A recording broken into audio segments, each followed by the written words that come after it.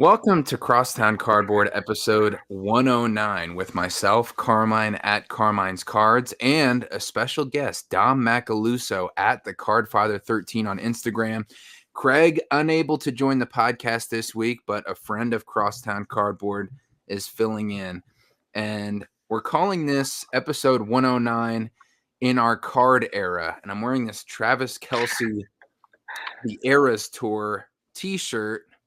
And it's a nod to possibly the most famous celebrity on earth right now, which our friend Dom enjoys collecting. So, Dom, thanks for coming on. And before we get into your really big recent purchase that you made, I would love if you just gave like a baseline of your collecting style and I can't say athletes you like to collect only because we will have to mention you being a Swiftie as well.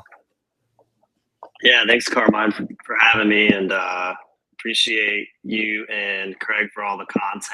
I mean, 107 straight episodes. That's pretty impressive. So, really want to give you and Craig a special shout out just for the consistent content. Got me through the last few years, and brief history on my card collecting journey. It's not a much of a different story than it's pretty similar. Where I started collecting as a kid, I'll go to card shows with my dad. Then really up and through high school, and then sadly I took a break right around 2003, which you'll get to know why that's a sad thing for me, missing out on an important rookie class as a Cleveland fan.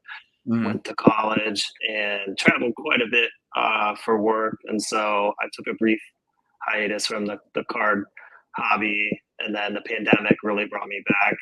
I had listened to a lot of Gary V content back in the day, and I remember he had produced this show called the Card Talk Pod, and got really interested when they started talking about something called card grading. I was like, what is this card grading? I have no idea. They didn't have grading back when I was back in the hobby, really like in the mid 90s through early 2000s. And so I started figuring out what, Beckett and PSA, and I started sending in a bunch of cards.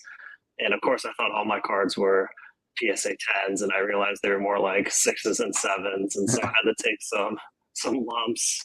But across the couple years, I've really sort of curated my collection. I turned all of the just random stuff that I had into things that I think are more of the pillars of my card collecting, which is, as a Cleveland fan, born in Northeast Ohio, really gravitated towards all the major Cleveland sports, the Cleveland Browns, Cavs, Indians, now the Guardians. And so I know we'll get into it, Carmine, but that's a brief history on my card collecting journey, and I'm really excited to be here.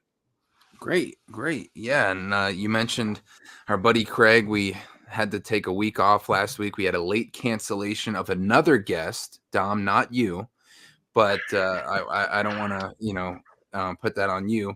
But I'm glad that you could come in and talk about your collecting style. And sorry that we couldn't put out an episode last week. And it broke our streak, Dom. You, as a faithful Crosstown Cardboard listener and viewer, you know that we were on the Iron Man streak. And unfortunately, it did come to an end. But that's why we're coming back strong with this episode, with having the Cardfather 13 on. So, Dom, the main people who you collect, you mentioned your Ohio roots. And can you just dive a little bit more into who are the main pillars of your PC? Yeah, Carmine. So, as a Cleveland fan growing up in the 90s, our Browns team was pretty putrid. And then we lost the team for a few years. So, I had to become a Packers fan for a few years. That was my team while they were gone. But the good news is the Indians at the time were really just a stellar team. They went to 2 World Series. Unfortunately, they didn't win either series, but they just had an all-star team with Jim Thome, Manny Ramirez, Kenny Lofton, and then my personal favorite, which was Omar Vizquel. and his number was 13. That was, the reason why my favorite number today is still 13 is just because he was an absolute stud on defense. Most people like the offensive juggernauts. If you remember the Mark McGuire, Sammy Sosa, Barry Bonds. I mean, they were all hitting bombs out of the park. And but I gravitated towards Omar, and I know you and Craig like to say in the hobby we try to be Tony Gwynn and just hit those singles. Well, I liken Omar to the Tony Gwynn on defense because he had, as a shortstop, he had the highest percentage of fielded balls, meaning he had the lowest percentage of errors. So he was just super consistent. He was flashy. I think he ended up with like 11 Golden Glove awards. And so that was really the height of my 90s collecting. But as I got into high school, as you know, and as talked about on the show a few times, I went to the rival high school of LeBron James. And so I got to watch LeBron play basketball. I got to watch him play football in high school. And then when I went to college, we went to the Walsh Cavaliers, Walsh University, and a lot of his high school team ended up playing at my college. I actually dormed with a couple of his teammates, and so I got to see him all the time in college as well. He would come to the school, and for people who know about the infamous the H2 Hummer that he got, that was the pre NIL. That was his NIL deal at the time. Yeah, I don't know how he paid for that one, but right. So I have a special affiliation with just in fandom for LeBron. And so that's really the height of my Cleveland collecting in the 90s and 2000s. But as a Browns fan, it's been tough, all these years. And so I've gravitated towards more of the vintage cards, some of the people you can rely on, the Jim Browns, for example. I know we talked about the Jim Brown rookie that I got from our friend Steve Loff. And so that's really and I actually have a few of those here, so I can just kind of showcase. But here's the one I got at the National. Thank you, Steve Love, for the deal there. And then you and I actually met in person in Atlanta, where I had picked up this LeBron Jambalaya 2014. So those are really the pillars. And then here's my guy Omar. I just picked this up, the 24 karat gold. I really like this set because they only made it 1 year. It's limited to 24 copies, and it just really, shines. The video doesn't do it justice in hand. It's just an incredible card. What year and set is that one, Dom? It's the 1999 Fleer Brilliance, and it comes in a couple of different parallels. There's a base, there's a blue, there's a normal gold, which is serial numbered to 99, but then there's this 24 karat gold, which only has 24 copies. And so they made this in football and baseball. I don't know if they made it in basketball, but it's a very sought after parallel and card in the hobby. That's great. So you got one card that you showed from every Cleveland team there, and a high school team, St. Vincent St. Mary's. So for LeBron, can you go through, so for any faithful Crosstown Cardboard viewers and listeners, our all-national team involved you, Dom, along with the Culture Collision, but also Steve Loff, which was the PSA 1 specialist, but because he PCs PSA 1 cards, which is just hilarious when I found that out when I met him in the airport in New York and on our connecting flight to the National, which I had no idea. And so how did that deal go about with Steve and the card that you ended up getting, if you could go into a little bit more detail? Yeah, I will. And real quickly before I do, he just came out with a new movie that he wrote and produced. So everyone go check out his page. I think it's SLDC, Steve Loff. He just came out with a movie last weekend. Really cool boxing movie. So check that out. But going back to the National in Cleveland, my hometown, you and Craig paid me a visit and got to interview for just a few minutes talking about what I was looking for. I was looking for either really nice LeBron James card or Jim Brown rookie, and there's a ton of them there. But the problem is the dealers are just all over on prices. And with vintage, as a lot of people know, a two is not the same as another two. The Right. eye appeal plays a lot into it. And it's one of those cards where when you see it if it's going to be the right one, or if a dealer's just way too off on price, it's not even really worth trying to negotiate. And so I struck out at the National, although going back to the Indians, I did pick up this Jose Ramirez at the Soccer Expo, the SoCo. And so shout out to the Soccer Expo. It was a great time. But when I got back, I think, if I remember correctly, he had seen your video, and then he had reached out to me, Steve, and just said, "Hey, I saw you're in the market for a Jim Brown. I actually have one. It just doesn't fit in my collection anymore. Are you interested?" And when I saw the auto, I'll show it again. The card itself, I think, has good eye appeal. It does have a small crease on it that kind of goes diagonal. You can see it in person, not on the camera too well. But when I saw that big, bold auto 10, that was really what sold it for me. This card's notoriously for being off center. But when I saw that auto, I was like, I have to have it. And he was really, willing to do cash and trade. And I'm big on taking some cards, some cash, and trying to trade up into what I consider a grail card. And that's really what my collecting style has sort of evolved into. I went from having like 400 or 500 slabs that I'm like, yeah, these are all cool cards, but the pops on these are crazy, and I could get pretty much all of these again. And so I was like, what are really the cornerstones of what I want my card collection to look like in 5, 10, 20 years? And this was like one of the main cornerstones. I remember as a kid, my dad had this in his collection, and I just remember staring at it like, one day that'll be mine. And one day I went home to visit, and he's like, "Yeah, I sold that on Craigslist to some guy for like $300." He's like, "I just wanted it out of the house." I'm like, "You didn't even tell me? I would have paid you double." Right. But I think it all worked out because his was just a normal one, and I'm in love with this autograph. So. And the inscription, Dom, Hall of Fame 71 for Jim Brown. That just also tells you how old he is, how much of a old school legend to be in the Hall of Fame in 1971. Yeah, and I think that this is sort of the trend of my collecting we'll get into, is that I try to find ways to take iconic cards, but find ways to sort of add to scarcity level. Like, this is not a rare card by any stretch. Anyone that's been to a major card show, you'll see dozens of these Jim Browns. I think there's probably over 4,000 in the collective population.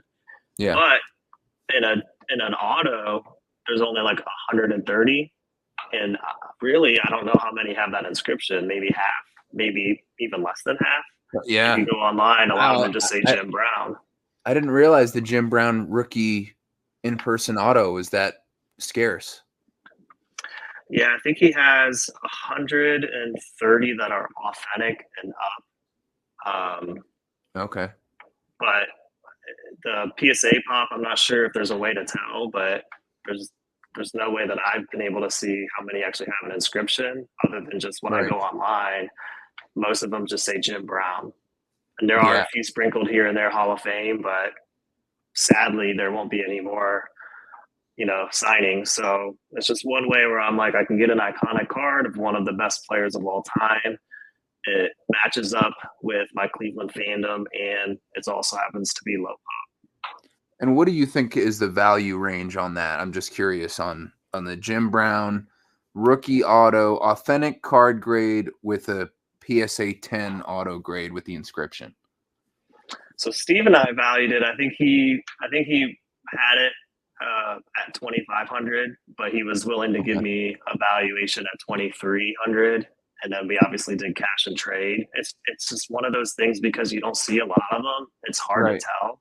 Right. But when you look at what kind of graded Jim Brown you can get with non-auto for around that range, you're getting like a PSA 5, 4, and there's just so many of them that I think this cool to cost ratio. I just feel like this is so much cooler. And the eye appeal is pretty good centered. Again, it has a crease, but I'm okay with that. Just because the auto is so cool. Yeah, great, and love the cool to cost ratio. Well, speaking of that, I mean, we did agree on the title for this episode in our card era because of one Taylor Swift. So just you have this one of the best Taylor Swift cards, if not the best Taylor Swift card out there. Can you give people who have no idea what this card is or about the Taylor Swift market a little background, and then we can get into your purchase? Yeah, and so I'll get a little bit into why I collect Taylor Swift to begin with, which is that when my girlfriend and I started dating, at the now wife Corey, at the time when we started dating, we would kind of show each other different music, and she turned me on to Taylor Swift's music, and I really appreciated her singing, songwriting, and the fact that she wrote all her lyrics and played instruments. And although yes, she's country and pop, and those are sort of mainstream types of music, a lot of those artists don't write their own songs, and so I really gravitated to her. And my wife and I have since gone to 3 different concerts of hers, and we've had like really good like VIP floor seats, and we just have had great experiences. Most recently, we were at the London show at Wembley Stadium, and so we've had all these great memories with her. And I was like, I just kind of, how you do, you start scrolling and you're like, I didn't even know this card existed. I didn't even know this card existed. And then when I found out she had like a actual licensed card, I was like, this is really cool, because she doesn't have a lot, and if any at all. And you see a lot of unlicensed stuff, especially today. That's kind of the hot topic with the Fanatic stuff. You see a lot of unlicensed stuff. But when I saw the Topps name brand, and I saw the set, and this is, people talk about iconic sets, cards and iconic sets, whether it's like the Mahomes 2017 Prism, whether it's like first year Prism 2012. I thought this was just a really cool, unique set. And the set the cards in, I'll show you here shortly. It's called the 2011 Topps American Pie. And it was really just a celebration of Americana, anything that was post World War II all the way through the early 2000s. It was just like something I haven't seen in any other type of card. I mean, yeah, you have like Allen and Ginter and some sort of, products like that, but this was just one that I have not seen anything like. And it's a pretty decent size checklist. I think around 180 cards, and there are autos and memorabilia, but that's not really what you're looking for. I think the best autograph in that set is like Charlie Sheen or Jamie Foxx. That'd be a cool inscription for you, maybe. I don't know if they're inscribed. But you're really in it just for the base cards. And when this product came out, from what I understand, it wasn't really a kind of how like the 86 Fleer basketball, when it came out, it wasn't like a huge set at the time. So I think that when this came out, it was maybe a couple $100 for a box. Now, if you go on eBay, they're selling for like $1,000 a box. And I have a couple of the packs, just so you can see like what the packs look like. This is what the packs in the box. So there are 24 packs, and again, just had all sorts of different types of cards. And I really like the set as a whole. It has really cool like Kurt Cobain cards, Jimi Hendrix cards, Bill Gates, Steve Jobs, like all this really like iconic people. That there are a lot of people that actually collect those. But this is actually, I'll go ahead and show one of the copies I have. This is what the card is. It's a Taylor Swift, Kanye West. Some people will call it a dual rookie card. Number 196 in the set. And I think anybody around our age can see this card and they know exactly that moment in time. And that's what I like about this set, is it tells a lot of really great stories. Every card that you can see tells some sort of moment in time, a piece of Americana. And so I just thought that was a really cool card, and just one that I had to have. So if you were to, as a Swiftie, Dom, you know, it's a polarizing. Well, we won't get into the political part of Taylor right now, but the moment of Mhm. her interaction with Kanye is obviously very polarizing as well, with Yeah. Swifties being on one side and I guess Beyonce fans being on the other, but she wasn't too big of a fan at the moment either. But how would you describe that moment from the Swiftie perspective? So what's funny is on the back, I'll read the card. It says moments after Taylor Swift began her acceptance speech for winning a 2009 MTV Video Music Award, West stormed on stage, took her mic, and delivered some oration of his own. Yo, Taylor, he said, I'm really happy for you, but Beyonce had one of the best videos of all time. Beyonce and Swift were left stunned. West later apologized to both via Twitter. So I read that to say this happened in 2009. I didn't really start dating my wife until 2010. So technically, I wasn't a Swiftie when it happened, but I just feel like this could almost be like this picture could be like in a museum. Like it just says so much about just the polarizing nature of award shows. Kanye is just a polarizing guy in himself, Yeah. and this really, for those who followed their story arc, this is really the beginning of what sort of catapulted their roller coaster of a relationship.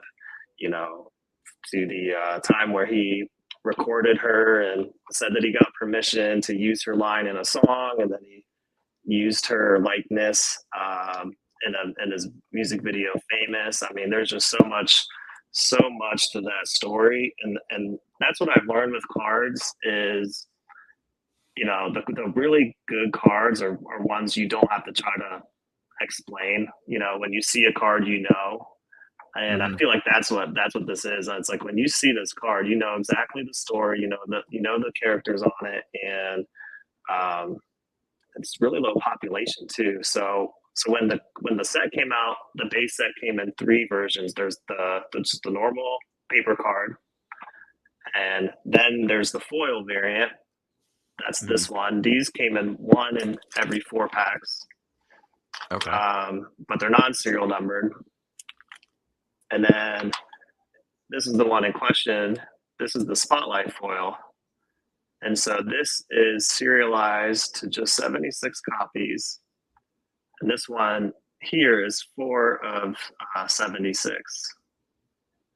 And so when we talk about, and this is something I know we'll get to, sort of why do I have these cards, or why am I bullish on why, these? why do I I have think these? of like, why am I bullish on this Taylor Swift card? I think about, she has 284 million Instagram followers Wow. and 76 serialized licensed cards in existence.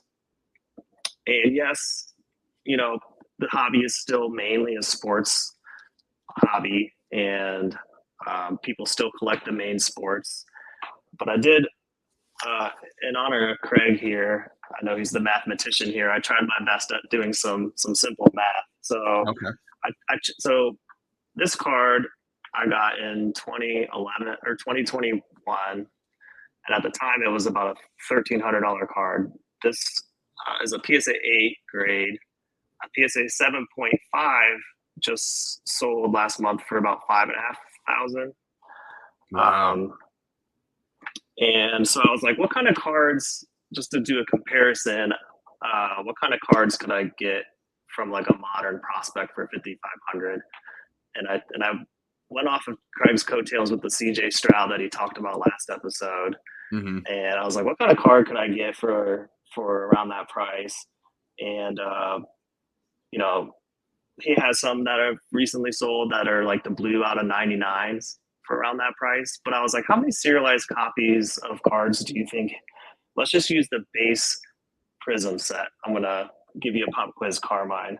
How many Okay. serialized copies do you think that CJ Stroud has just in the base Prism set? That Not actually have a inserts. serial. They actually have a serial number to them. Mhm. Um, I'm gonna say like 1,200. 2,442. Oh my gosh. We're Wow. not talking autos. We're not talking inserts. We're just talking about the base prism. So when you get a card like, this LeBron, it's numbered out of 99. It sounds low. Like, okay, that's a decent serial number. But when you start looking at the overall checklist, like the 2,500 serial numbers, and that's just one product. Right. Exactly. One product, not even select or, any other type of base rookie or base product. Yeah. So then I thought, okay, how many products are there? So I just did a quick check before our show tonight. I looked at Panini's website. In 2023 football, there are 52 products. That's just Panini Wow. products. That's not Wow. Tops. It's not Fanatics. So really, how many serialized cards does CJ have out there? I mean, so when I think about economics, I think about supply and demand. I mean, there's a lot of supply of CJ. There's not a lot of supply of these. Yes, CJ Stroud. I love CJ Stroud as a Northeast Ohioan. I love CJ. But Yeah. when I think From about the Ohio State. that's right. But then I look at, okay, what kind of attention do they attract? And this is just one metric, but I think of Instagram as a decent sized metric. And again, Taylor has 284 million followers. CJ has 1.2 million. Ooh. Still a lot, but I think about it like this. Let's say only 1% of those 284 million Taylor Swift fans are interested in this card. Yeah. That's still 2.84 million, more than double the amount of followers that CJ Stroud has. And then Wow. let's just say only 1% of those fans that want this card can afford this card. That's still 28,000 people versus 76 copies, of which only 15 have actually been graded. So that's like, from an economic standpoint, kind of what I think. Of course, CJ Stroud cards sell a lot more frequently, but I think about how the direction of the hobby's moving. You see Fanatics having the Fanatics Fest where Travis Scott's there and they're doing collabs with other musicians like Travis Scott. You see the Tops, hobby trade nights where they have Migos, they have Meek Mill, and I just feel like they're trying to do a lot more collaborations with other artists. I think that there's a company called Gas that just started making some trading cards. They just released some trading cards of Eminem and his autos. You should just go look after the episode and just see what kind of numbers these autos are doing. So I feel like I love sports, and you can see some of the cards I have. I really love sports cards, but I do feel like music and other elements of trading cards are definitely, the momentum is definitely growing. Yeah. No, I agree. And I appreciate your research there, Dom, to really crunch the numbers. Craig would be proud. He would be. I tried. But that is kind of a sobering statistic as far as like how few Taylor Swift cards are out there versus the popularity of Taylor Swift against she has like 3/4 of the US population as far as Instagram followers. I mean, of course her followers are all around the world, but the US population's like 370 million and she has 285 million Instagram followers. Just ridiculous when you think of those numbers. And the interest that you can get,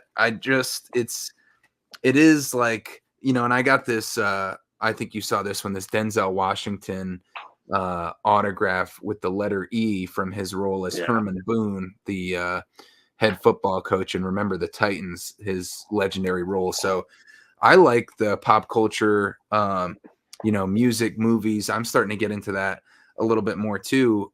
I think, I have my Home Alone dual autograph with Joe Pesci and Macaulay Culkin also is a fun one here. I'll show it on the screen. So I have, some of those with the movies as well. Yeah, this is a good thumbnail for us. That's a good picture for the pop culture era of our collecting. So with the spotlight, so you got, like you said, you got the base card, you got the foil version, and you got the spotlight numbered out of 76 for that 2011 Mhm. card with Kanye and Taylor Swift. Yours is graded a PSA 8. And so what's the pop on that one and how many higher? Yeah, it's a great question, and it's one of those cards. I feel like a lot of these type of paper cards that you see in the hobby that have sort of a foil to them, they're very prone to flaking. The Okay. corners are real easy to, show some whitening, and they're easy to show some flaking. I'll see if I can get, some of the whitening. It's That's kind of hard that's to weird show on because you screen. don't often see that with a paper card with that level of like the spotlight design on there. Usually that would be like a Topps Mhm. Chrome type of set. Yeah. There's 0 tens in the pop, 0 tens. Wow. Okay. Um, Out of this normal foil, there are about 20, just a little over 20 graded copies of the foil. Only 110 exists. Wow. Um, so they're really tough to grade, and it's almost like if you know about like the precious metal gems 90s cards where they go for crazy 5 figure, 6 figure cards, but there's very little if any tens. It's kind of like that same, I feel like, type of card. And even when they come fresh out of the pack, they just don't grade very well. So out of the spotlight foil, there's 76 total copies, and there's only 15, I think, in total graded population, 13 with PSA. There's only 3 9s, 0 tens, and a few sevens and some half grades in there, and the rest are eights. But I just recently purchased a raw copy on eBay, and that one is currently off to PSA as we speak. So very excited about that one, and the reason for that is because it's serialized number 13 out of 76, which any Swiftie knows that is, her jersey number. She's born on the 13th. There's videos of her all over social where she's talks about the importance of the number 13 in her life. When she would tour, she'd write 13 on her hands at every show. And so when my wife, who's also probably a bigger Swiftie than I have to give her a shout out, Corey. She's the real Swiftie. When that one showed up on eBay a couple of weeks ago, I told her, and she's like, "You gotta go get it." She's like, "That's the Wow. card. You gotta get that card." I tried to offer the guy. It was a guy that didn't really have any items on eBay. I think he had like 2 or 3 items on with very few feedback, which always makes me nervous. But Yeah. I messaged him, and I don't know, Carmine, how you feel about this, but when someone has like a buy it now on eBay, or it's like an auction. So this one was an auction with a min bid of 500 or buy it now. Okay. So that's always, first off, I don't like auctions that just don't start at 99 cents. I get why people want to protect, but I just feel like it sometimes skews the end number a little bit. But since he had buy it now, I was going to shoot my shot. So Okay. I shot him a price of like 2,000, and he rejected it. I shot him a price of like 2,500. He rejected it. But someone had already bid in that time Oh, 500, which I guess locks. I guess I'm ignorant. That kind of locks it in. And so he yeah. messaged me back and said, "Hey, I'm sorry. Since someone bid, I got to let it run." So for the next week, I was just, you know, it just consumed all my thought for the whole week. I'm like, God, this is gonna suck. I know, and the reason, part of why it made me nervous is when we went to the national, there were a few people there that had some of these cards, and I got to talking with them, and there's some whales. I joke that I'm like hobby plankton. You know, Right. but there's some sharks and there's some whales out there, and there are a few people I knew that were aware of the importance of this specific serial number. Oh, And so I was like, if someone just, you know, I don't have unlimited funds. I'm like, I'm just going to give it my best. And if somebody wants it that bad, then I knew it was a card I would never see again if I don't win it now. Yeah. So good news is I won it, and it's off the PSA now. So I'm hoping.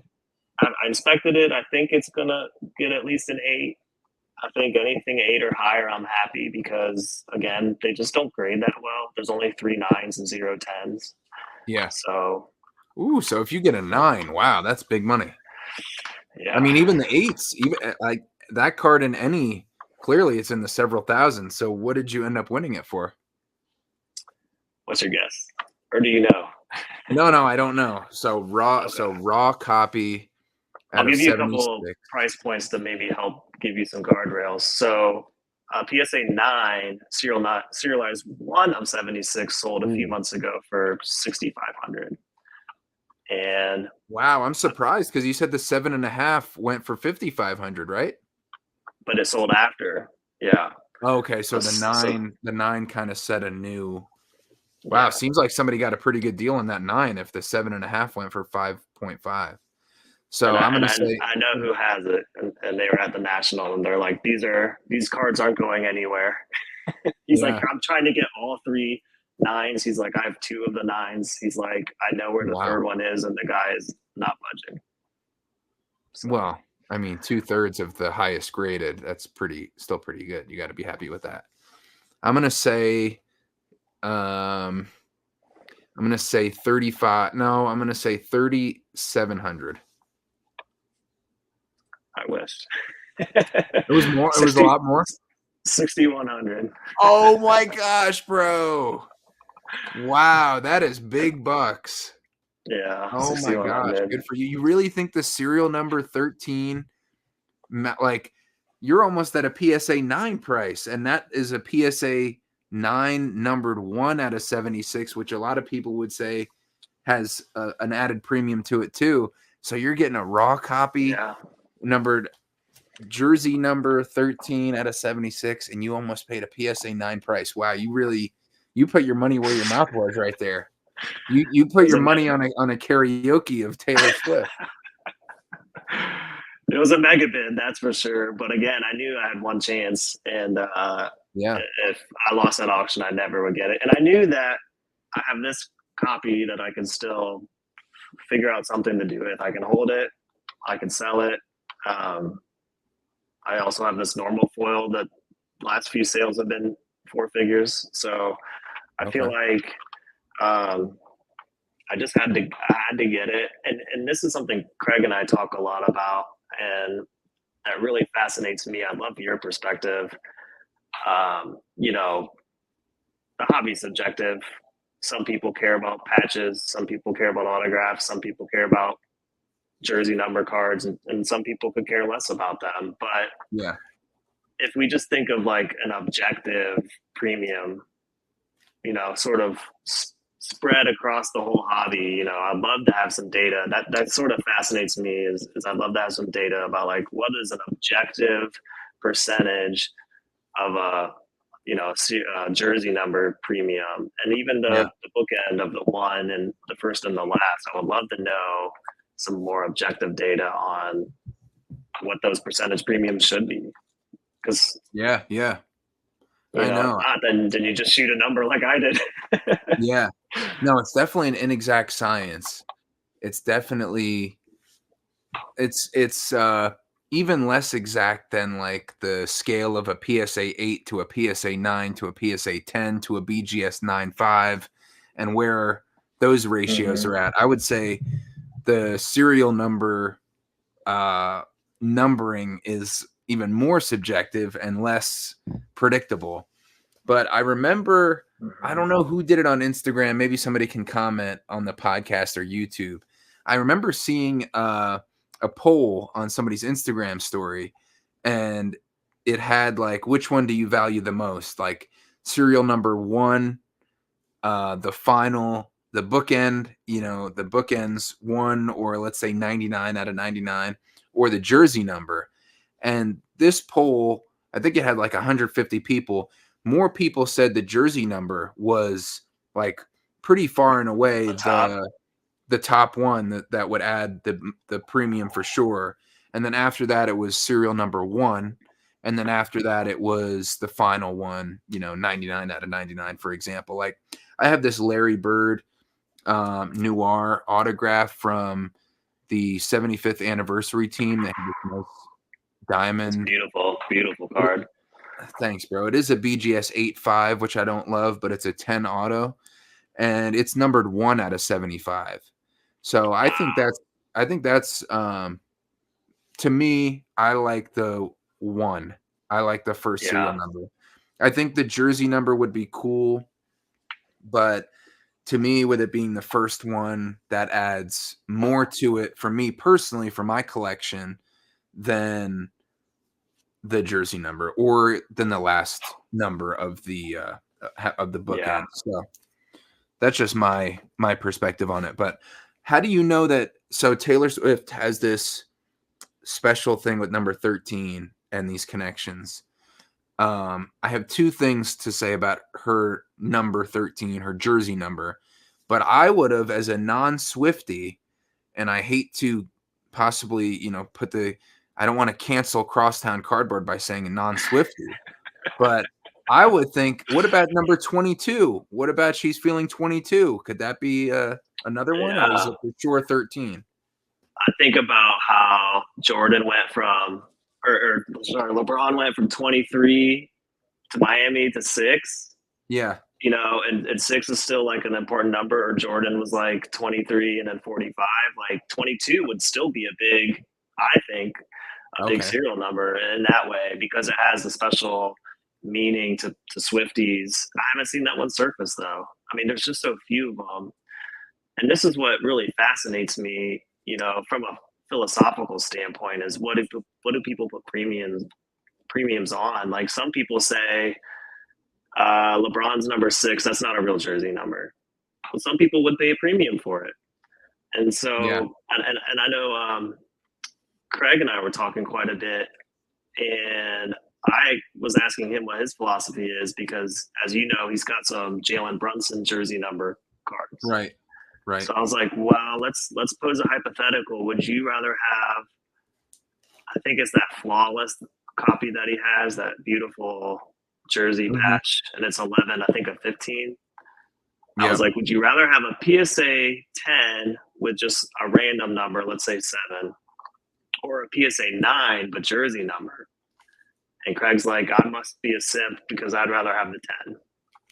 He's like, I like the jersey number. It's a nice cherry on top, but I'd rather have the green. Right. Yeah. I would agree with that. Okay. So it's interesting. I was also thinking, when Taylor says, when you're 15 and somebody tells you they love you, you're going to believe them.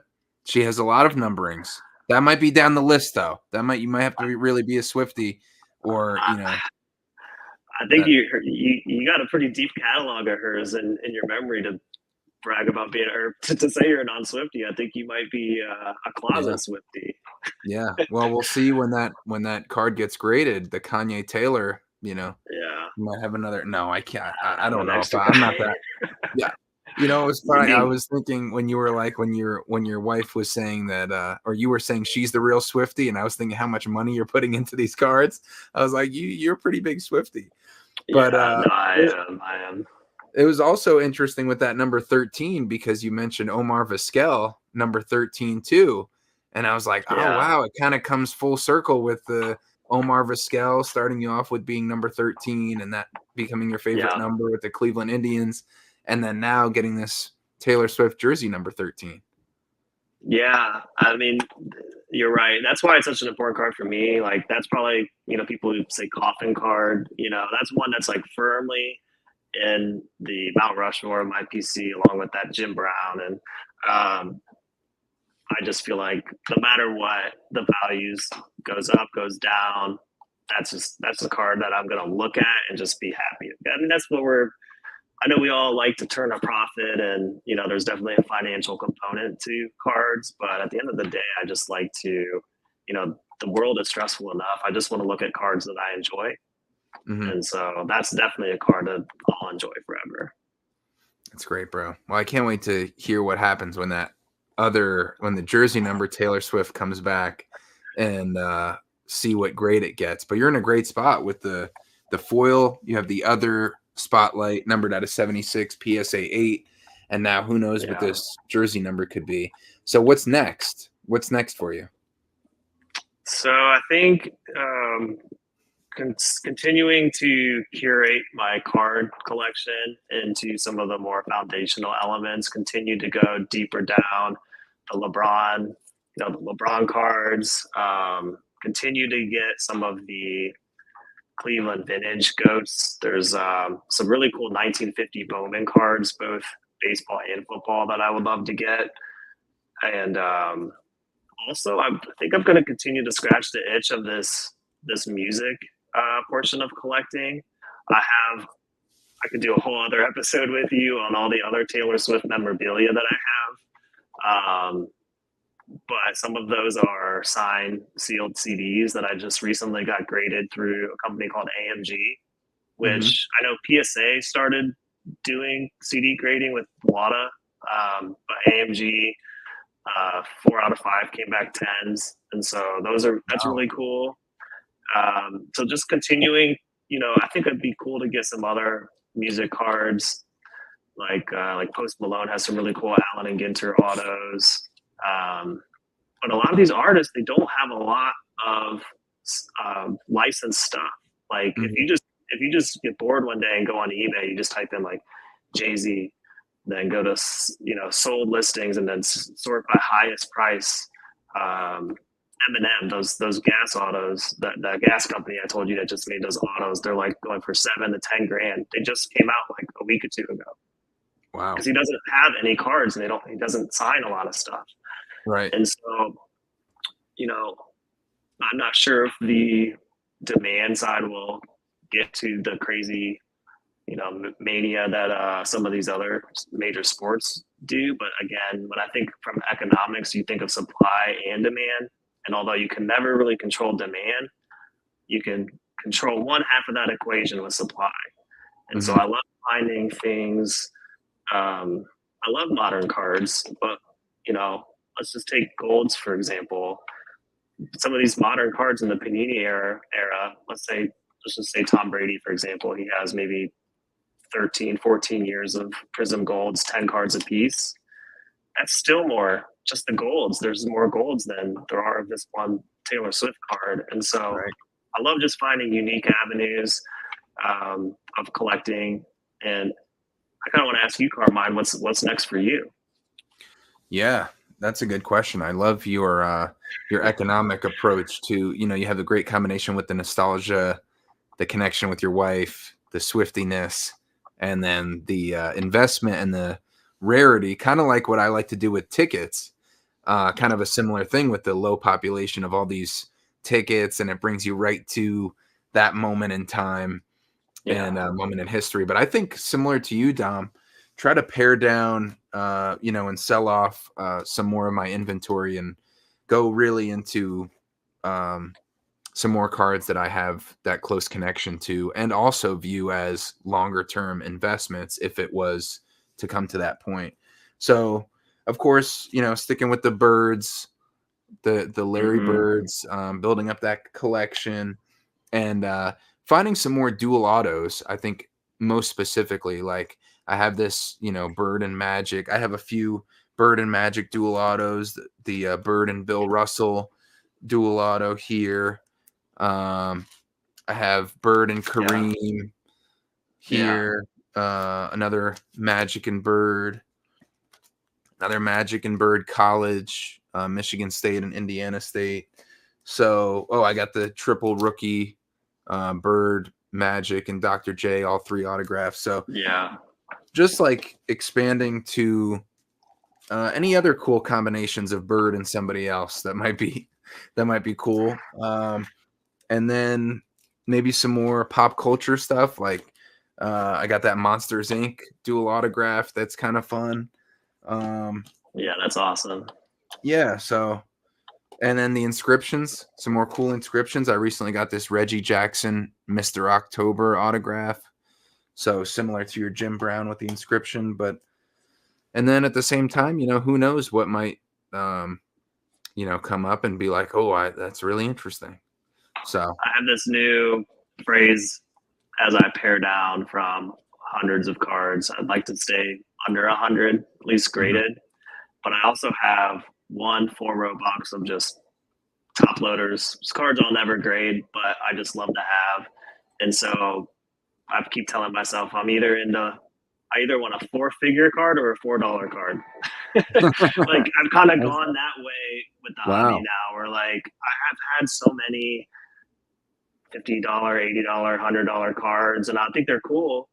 But I think over time, especially the modern cards, I just, I've made some mistakes in the hobby, but they're good lessons. Like my first national, I bought a Baker Mayfield 2018 Contenders auto, and I, spent I think $1,500 on that.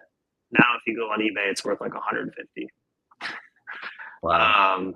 And so I love the modern part of the hobby, but I just feel like the pop is just so crazy. He's having a good year, Right. Made the playoffs last year, and it's still like a tenth of, what I paid.